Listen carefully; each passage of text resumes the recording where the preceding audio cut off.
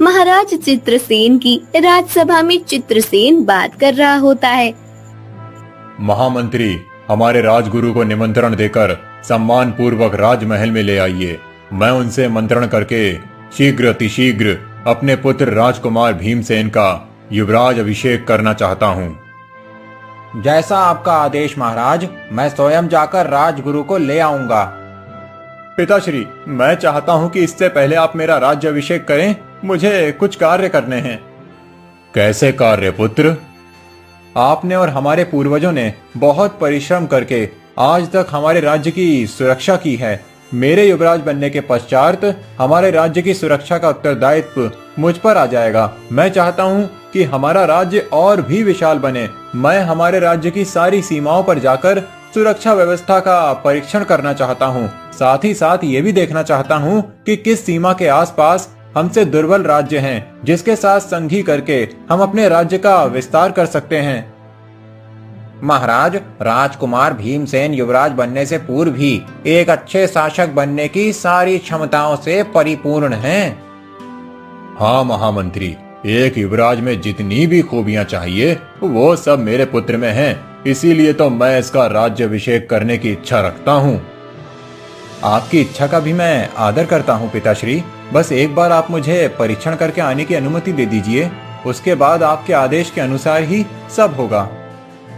ठीक है पुत्र, तुम अपनी सेना लेकर चले जाओ। बहुत बड़ी यात्रा पर जा रहे हो तुम। तुम्हारी यात्रा सफल हो, मेरा आशीर्वाद है।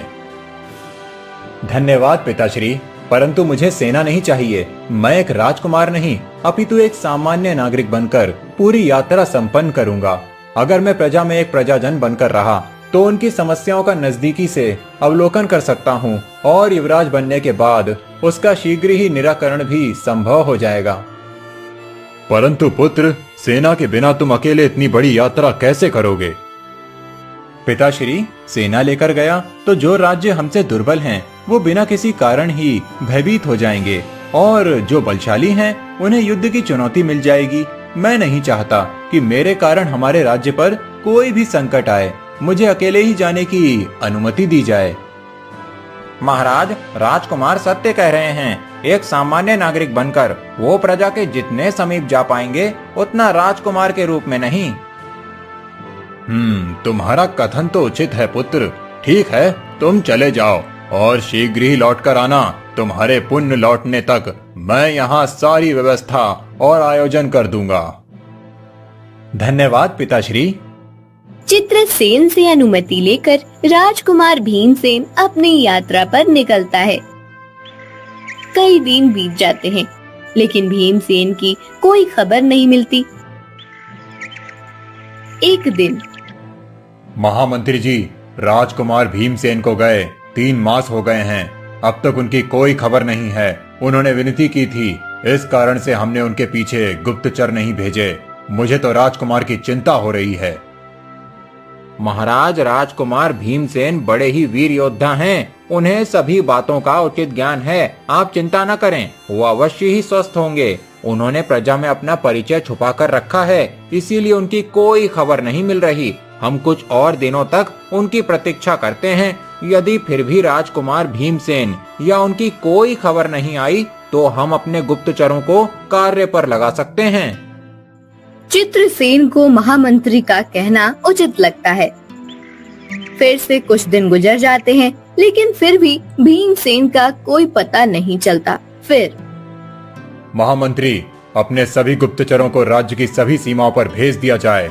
हमारी सेना को भी तैयार कीजिए। मैं चाहता हूँ कि पूरी सेना युद्ध के लिए तैयार हो जाए। राजकुमार भीमसेन अभी तक नहीं लौटे हैं। मेरे मन में एक ही विचार आ रहा है कि कदाचित किसी शत्रु ने उन्हें बंदी बनाकर रखा हो। उनसे युद्ध करके हम उन्हें सुरक्षा पूर्वक हमारे राज्य में ले आएंगे। महाराज, आप विचलित ना हो। मैं अभी गुप्तचरों से कहकर राजकुमार के विषय में जानकारी प्राप्त करने का प्रयास करता हूँ। महामंत्री अपने गुप्तचरों को काम पर लगा देते हैं। पूरे राज्य में चित्रसेन के गुप्तचर फैल जाते हैं, लेकिन किसी को भी भीमसेन के बारे में कोई जानकारी नहीं मिलती। सभी गुप्तचर खाली हाथ लौट आते हैं। क्षमा करें महाराज, किसी भी गुप्तचर को राजकुमार के विषय में कोई जानकारी नहीं मिली है। क्या ऐसा कैसे हो सकता है? इतने सारे गुप्तचरों में एक भी ऐसा नहीं जिसे मेरे पुत्र के विषय में कुछ पता हो। हे ईश्वर, अब मैं क्या करूं? यहाँ तो मैंने अपने पुत्र के राज्य अभिषेक का सारा आयोजन कर लिया है और मेरे पुत्र के विषय में मुझे कुछ भी नहीं पता। महामंत्री, अब क्या करें? महाराज, मैं कुछ गुप्तचरों को अपने शत्रु राज्यों में भेजता हूँ, कदाचित वहाँ से कुछ जानकारी प्राप्त हो। आप चिंता न करें, शीघ्र ही हमारे राजकुमार के विषय में कुछ न कुछ पता चलेगा। महामंत्री फिर से गुप्तचरों को भेज देते हैं, लेकिन इस बार भी कोई जानकारी नहीं मिलती। 1 साल बीत जाता है। फिर महामंत्री, आज 1 वर्ष पूर्ण हो गया, परंतु अब तक मेरे पुत्र के विषय में हमें कोई जानकारी प्राप्त नहीं हुई है। आपके गुप्तचर कुशल तो है ना? महाराज, मेरे सभी गुप्तचर कुशल और अनुभवी हैं, परंतु मेरे ये समझ नहीं आ रहा कि उन्हें राजकुमार के विषय में कोई जानकारी प्राप्त क्यों नहीं हो रही। नहीं, अब मुझे आप पर विश्वास नहीं। अब मैं स्वयं जाऊंगा अपने पुत्र को खोजने। मैंने 1 वर्ष तक प्रतीक्षा कर ली, परंतु अब मैं इससे ज्यादा प्रतीक्षा नहीं कर सकता। मैं स्वयं जाकर मेरे पुत्र को पुण्य राज्य में ले आऊंगा। मेरे प्रवास का आयोजन किया जाए, ये मेरा आदेश है। चित्रसेन के आदेश का पालन करते हुए महामंत्री उनके जाने का सारा आयोजन कर देते हैं। चित्रसेन अपने पुत्र को खोजने निकल पड़ता है। कुछ दिन प्रवास करने के बाद चित्रसेन राज्य की उत्तर सीमा से आगे चला जाता है। वहाँ वो थककर एक नदी के तट पर बैठता है। तभी उसे आवाज आती है, पिताश्री, पिताश्री। मेरे पुत्र की आवाज। पुत्र, कहाँ हो तुम? पुत्र, मैं आया हूँ तुम्हें लेने। कहाँ हो मेरे पुत्र? चित्रसेन पागलों की तरह भीमसेन को खोजने लगता है। बहुत देर ढूंढने के बाद उसे भीमसेन का मृत शरीर दिखाई देता है। पुत्र, उठो पुत्र, क्या हुआ तुम्हें? अभी तो तुम मुझे पुकार रहे थे। उठो पुत्र, उठो। चित्रसेन भीमसेन को उठाने की बहुत कोशिश करता है, लेकिन भीमसेन नहीं उठता। चित्रसेन जोर जोर से रोने लगता है। तभी वहाँ एक महामुनि आते हैं। महाराज चित्रसेन। महामुनि, देखिए ना, मेरे पुत्र को क्या हुआ है। अभी तो वो मुझे पिताश्री कहकर पुकार रहा था, लेकिन अभी इसका मृत शरीर मेरे पास पड़ा है। महामुनि, ये कैसे संभव है? मेरे पुत्र की मृत्यु कैसे हो सकती है? ये सब तुम्हारे पूर्व जन्मों के कर्मों का प्रतिफल है महाराज चित्रसेन। तुम्हारे ही कारण तुम्हारे ही पुत्र की ये अवस्था हुई है। मेरे कारण? क्यों महामुनि? मेरे हाथों ऐसा कौन सा दुष्कर्म हो गया था पूर्व जन्म में जिसका फल मेरे पुत्र की मृत्यु हो? बताता हूँ महाराज, यह आपके पूर्व जन्म की कथा है। आपके पूर्व जन्म में आप बहुत बड़े दुष्ट राजा थे।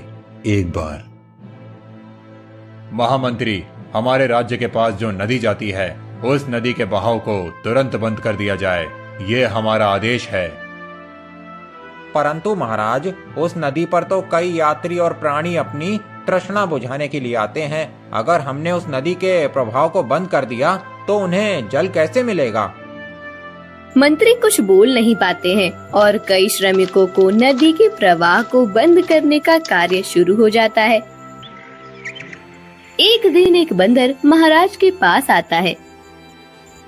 महाराज, मैं जानवरों के राज्य का स्वामी हूँ। आप जिस नदी के प्रवाह को बंद करवा रहे हैं वो हमारे राज्य में आती है। मेरी आपसे विनती है, कृपया आप इस कार्य को रोक दीजिए। यदि वो नदी नहीं रहेगी तो मेरे राज्य की वानर प्रजा और प्रवास करने वाले कई यात्रियों को काफी कठिनाइयों का सामना करना पड़ सकता है। अच्छा, और यदि मैं एक वानर की बात नहीं मानूं तो क्या करोगे तुम लोग? मैं एक मनुष्य हूँ और तुम एक साधारण वानर, तुम्हारी योग्यता भी नहीं है कि तुम मेरे समक्ष आकर खड़े हो जाओ। फिर भी तुमने मेरे राज्य में आने का दुस्साहस किया। महाराज, ये मेरा दुस्साहस नहीं, मेरा आपसे अनुरोध है। मैं केवल अपनी प्रजा की सुरक्षा और उनकी आवश्यकता के विषय में आपसे बात करने आया हूँ। कोई आवश्यकता नहीं है। मैंने जो कार्य शुरू करवाया है वो कदापि नहीं रुकेगा। मुझे अपने राज्य की सुरक्षा का भान है और ये सब मैं अपने राज्य की सुरक्षा हेतु कर रहा हूँ। महाराज, आपको आपके राज्य की सुरक्षा करनी है तो आप नदी के जल प्रवाह की दिशा बदल दीजिए, परंतु जल प्रवाह को बंद करना ये तो दुष्टता है। मौन रहो वानर, तुमने दुष्ट कहा। तुम्हारा इतना बड़ा दुस्साहस। मंत्री, इस वानर को अभी इसी क्षण बंदी बना लिया जाए और इसे बिना जल और बिना भोजन के तब तक काल कोठरी में रखा जाए जब तक कि इसकी मृत्यु नहीं हो जाती। मंत्री को महाराज के आदेश का पालन करना पड़ा और उस वानर की काल कोठरी में जल और भोजन के बिना तड़प कर मृत्यु हो गई। महाराज, ये वही नदी है जिसके कारण आपने न केवल वानरों बल्कि कई यात्रियों और अन्य प्राणियों के साथ अन्याय किया था। उन्हीं वीरों के एक वंशज ने आपके पुत्र की हत्या करके उसकी आत्मा को इस नदी में कैद कर लिया है। उसकी आत्मा की पुकार आपको सुनाई दे रही थी। हे ईश्वर, परंतु महामुनि, उस वानर की सहायता से आप मेरे पुत्र की आत्मा को पुनः उसके शरीर में स्थापित कर सकते हैं ना? नहीं महाराज, दुर्भाग्यवश मैं ऐसा नहीं कर सकता, क्योंकि जिस समय उस वानर ने आपके पुत्र की आत्मा को नदी में कैद कर लिया, उसी समय उसने अपने प्राणों का त्याग कर लिया है। आपका पुत्र पुनर्जीवित नहीं हो सकता। ऐसा ना कहे महामुनि। मेरे पिछले जन्मों के कर्मों से मेरे पुत्र का क्या संबंध था? वो तो निर्दोष था। जिस प्रकार आपने अपने स्वार्थ के लिए कई निर्दोष प्राणियों को दंड दिया, उनका भी कोई संबंध नहीं था। उसी प्रकार आपके कर्मों का फल आपके पुत्र को भुगतना पड़ा। हमारे हर जन्म के कर्मों का फल हमें भुगतना ही पड़ता है, फिर वो उसी जन्म में हो या अगले जन्म में। इसीलिए कहते हैं, जैसा करोगे वैसा ही फल पाओगे। महामुनि चले जाते हैं और महाराज चित्रसेन अपने पुत्र के शव को देखकर रोते रहते हैं।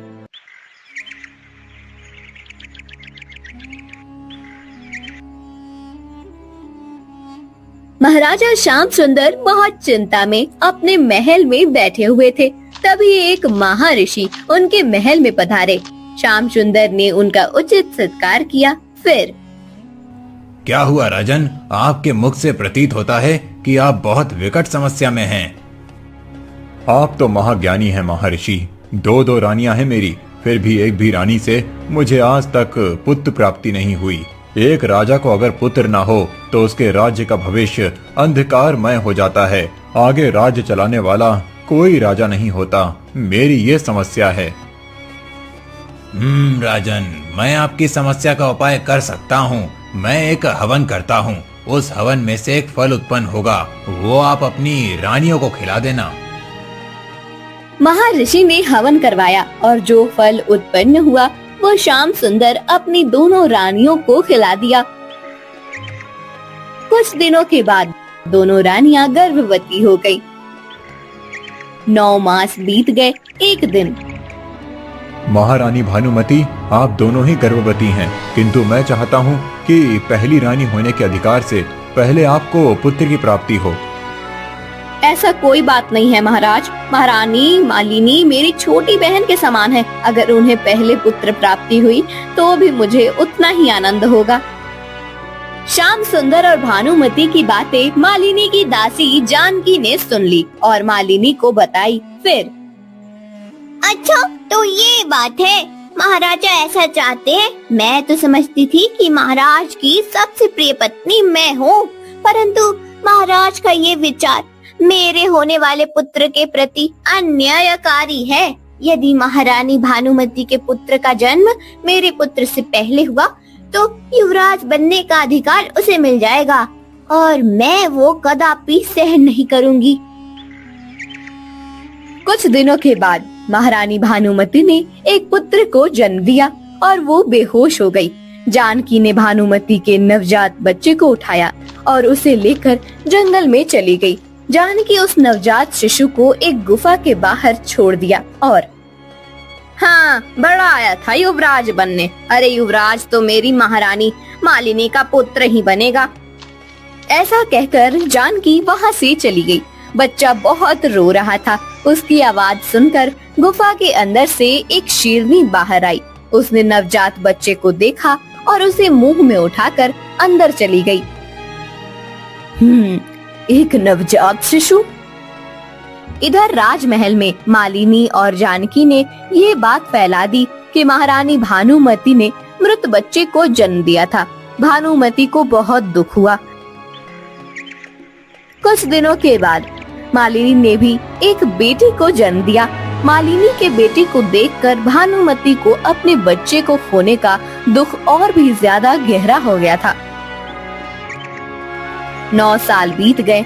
एक दिन महारानी मालिनी, आपको तो ज्ञात है कि महारानी भानुमति ने अपना पुत्र खोया है। वो आपको एक छोटी बहन के सम्मान मानती हैं, तो आप अपने पुत्र को उनके पास क्यों नहीं जाने देती? यदि आप राजकुमार सूर्यकांत को भानुमति के पास भेजें तो उनका दुख थोड़ा कम हो जाएगा। आपकी बात सत्य है महाराज, परंतु मैं नहीं चाहती कि मेरे पुत्र पर किसी अन्य स्त्री के संस्कारों की छाया पड़े। मैं मेरे पुत्र को मेरे अनुसार ही शिक्षा देना चाहती हूँ। महारानी भानुमति का हृदय बहुत कोमल है। वो तो दास दासी और प्रजा के निम्न कोटि के व्यक्ति को भी अपने परिवार जैसा समझती है, परंतु एक राजा या युवराज के लिए ऐसा विचार करना अनुचित है। मैं अपने पुत्र को राजधर्म और राज नियम सिखाना चाहती हूँ। महारानी भानुमति उसे ये सब नहीं सिखा पाएंगी। मालिनी का बेटा राजकुमार सूर्यकांता बड़ा हो रहा था, तो वहीं भानुमति का बेटा जो गुफा में छोड़ा गया था, उसे उस शेरनी ने पाला था। वो भी अब बड़ा हो गया था। एक दिन महल में महर्षि पधारे। आइए आइए महर्षि, आप कितने वर्षों के बाद पधारे हैं? हाँ, मैं कुछ वर्षों के लिए तपस्या के लिए गया था। अभी आपके राज्य से जा रहा था, इसीलिए आपसे भेंट करने चला आया। तभी राजकुमार सूर्यकांता वहाँ आ गया। महर्षि, ये मेरा और महारानी मालिनी का पुत्र है, सूर्यकांत। आयुष्मान भव पुत्र। राजकुमारी महारानी भानुमति का पुत्र कहाँ है? महर्षि, दुर्भाग्यवश महारानी भानुमति ने एक मृतक हुए बालक को जन्म दिया था। असंभव, मेरा वरदान और श्राप कभी विफल नहीं होता। आप असत्य बोल रहे हैं। नहीं महर्षि, मैं सत्य कह रहा हूँ।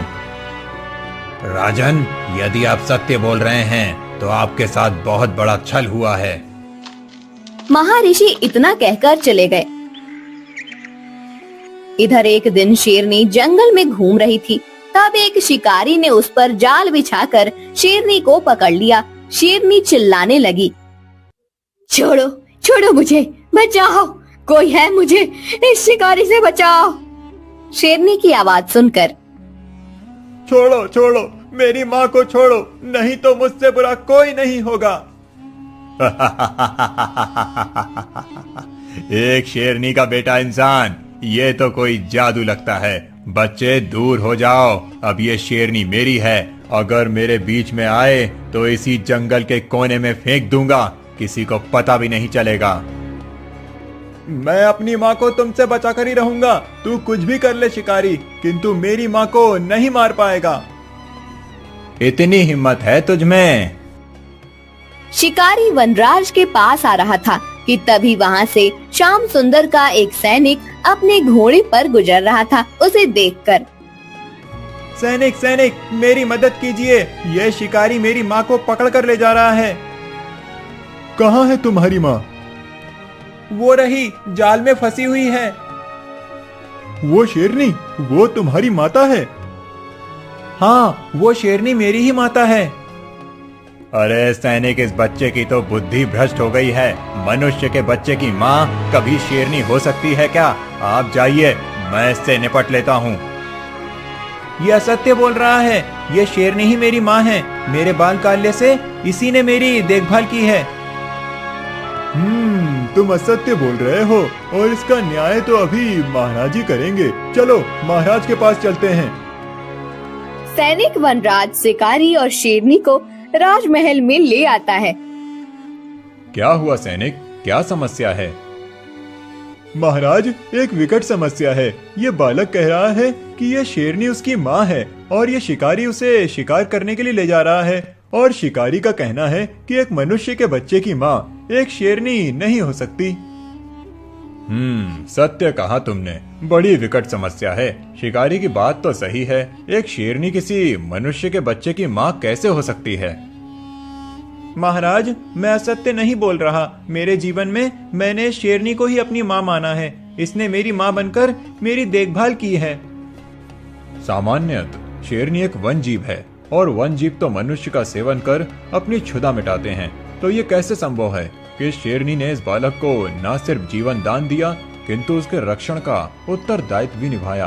और प्रश्न तो ये है, ये बालक उस शेरनी की गुफा तक पहुंचा कैसे? श्याम सुंदर तर्क वितर्क कर रहा था कि तभी शेरनी ने कहा, महाराज, ये सत्य है। वनराज मेरा ही पुत्र है। बोलने वाली शेरनी, ये कैसा चमत्कार है? चमत्कार नहीं है महाराज, मैं वास्तव में एक अप्सरा हूँ। कुछ सालों पहले एक ऋषि तपस्या करने बैठे हुए थे। मैं अपने कुछ सखियों के साथ नदी में विहार करके उद्यान में घूम रही थी। मैं और मेरी सखियां बहुत बड़ी आवाज में बातें करते हुए जा रही थी। ऋषिवर 2 बार समझाया कि थोड़े कम ध्वनि में बात करे, परंतु मैं अपने सुंदरता के अभिमान में इतनी चूर हो गई थी कि मैंने ऋषिवर को ही अनुचित उत्तर दिया। इससे क्रोधित होकर ऋषिवर ने मुझे श्राप दिया कि मैं एक शेरनी बन जाऊंगी और कोई भी मेरे पास नहीं आएगा। जब मैंने उनसे क्षमा मांगी तब उन्होंने कहा कि जब तुम पूर्ण प्रेम से ओतप्रोत होकर किसी मनुष्य को अपना मानोगी, इसके कुछ सालों के पश्चात के बाद तुम श्राप से मुक्त हो जाओगी। मैं अब इसी प्रतीक्षा में हूँ कि कब मेरी उस श्राप से मुक्ति हो। ये सत्य कह रही है राजन। मैंने इसे श्राप दिया था कि ये एक शेरनी बन जाए। आज इसने इस मनुष्य के पुत्र का प्रेम भाव से पालन किया है, इसीलिए इसे आज ही मैं श्राप मुक्त करता हूँ।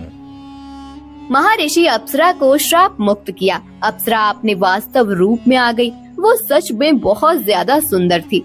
फिर ये तो बताओ देवी कि ये बालक तुम्हें मिला कहाँ? महाराज, कुछ वर्षों पूर्व एक स्त्री इस बालक को मेरे गुफा के बाहर छोड़ गई थी। मेरे अनुमान से इस घटना को अब 9 वर्ष पूर्ण हो गए होंगे। क्या 9 वर्ष? आपने उस पुत्री को देखा था या उसकी आवाज सुनी थी? उसके विषय में आप कुछ बता सकती हैं?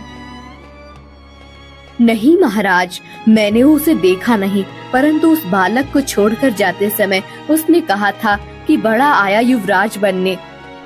युवराज तो मेरी महारानी मालिनी का पुत्र ही बनेगा।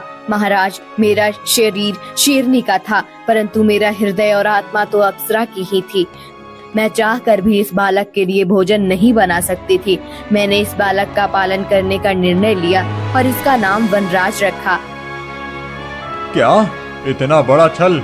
महारानी मालिनी की दासी, महारानी मालिनी, ये देवी जो कह रही हैं, क्या वो सत्य है? महाराज श्याम सुंदर का क्रोध देखकर महारानी मालिनी डर गई। महाराज, आप क्रोधित ना हो। मैं चाहती थी कि मेरा पुत्र इस भव्य राज्य का युवराज बने। मुझे पता चला था कि आपने महारानी भानुमति के पास ये इच्छा व्यक्त की थी कि उनका पुत्र प्रथम इस भूमि पर जन्म ले। यदि महारानी भानुमति का पुत्र प्रथम जन्म लेता तो आयु में वो मेरे पुत्र से बड़ा हो जाता और युवराज बनने का अधिकार भी उसे ही प्राप्त हो जाता। इसलिए मैंने मेरी दासी जानकी से कहकर महारानी भानुमति के पुत्र को राजमहल से बाहर कर दिया और सबको ये बताया कि महारानी भानुमति ने मरे हुए बच्चे को जन्म दिया है। महर्षि, आपने सत्य कहा था। मेरे साथ छल हुआ है, किंतु छल करने वाला व्यक्ति मेरी अपनी प्रिय पत्नी होगी। ये विचार मैंने सपने में भी नहीं सोचा था। वनराज, तुम एक शेरनी के पुत्र नहीं अपितु एक राजा के पुत्र हो, एक राजकुमार हो। देवी, आपका कोटि कोटि आभार। यदि आपने मेरे पुत्र का पालन नहीं किया होता तो आज इस बिछड़े हुए राजकुमार को हम कभी नहीं मिल पाते। महाराज, इस शिकारी का भी धन्यवाद करना चाहिए। आज यदि इसने इस शेरनी पर जाल ना फेंका होता तो हमारा पुत्र हमारी दृष्टि के सामने नहीं आता। आप सत्य कह रही हैं महारानी भानुमति। हम तो इस शिकारी को वन्य जीवों के शिकार करने के लिए दंड देने वाले थे, किंतु आज इसी के कारण हमारा पुत्र हमें मिल गया है। इस शिकारी को सोने की मोहर दी जाए। शिकारी, तुम इन सोने की मोहरों से अपना कुछ अन्य कार्य आरंभ करो और शिकार करना छोड़ दो। दासी जानकी को अपने दुष्कृत के लिए दंड स्वरूप इस राज्य से निष्कासित कर दिया जाए। महारानी मालिनी, वास्तव में आप भी उतनी ही दोषी हैं जितनी दासी जानकी, किंतु आप मेरे पुत्र की माँ हैं, इसी कारण मैं आपको राज्य से निष्कासित नहीं कर सकता। आज से आप अपने महल के बाहर नहीं आएंगी और किसी भी राज्य कार्य में सम्मिलित नहीं होंगी। यही आपका दंड है। नहीं महाराज, मुझे इतना बड़ा दंड मत दीजिए। मैं मानती हूँ कि मैंने इतना बड़ा अपराध किया है, परंतु मुझे ऐसे अपने ही महल में बंदी मत बनाइए। महारानी मालिनी, आपने जो अपराध किया है उसके लिए मैंने आपको जो दंड दिया है वो पर्याप्त नहीं है। आपने मेरे पुत्र को जंगल में छोड़ने से पहले एक भी बार ये विचार नहीं किया कि उस बालक का क्या होगा। उसके प्राण संकट में आ सकते हैं। एक नवजात बालक को उसकी माता से दूर करके आपने न सिर्फ उस बालक को अपितु उसकी माता को भी उतनी ही पीड़ा पहुंचाई है। महाराज श्याम सुंदर की कहे अनुसार दासी जानकी को राज्य से निष्कासित कर दिया जाता है। महारानी मालिनी को अपने महल में भेज दिया जाता है। अप्सरा अपने स्वर्ग लोक चली जाती है और राजकुमार वनराज का सम्मान युवराज अभिषेक कर उसे युवराज घोषित किया जाता है।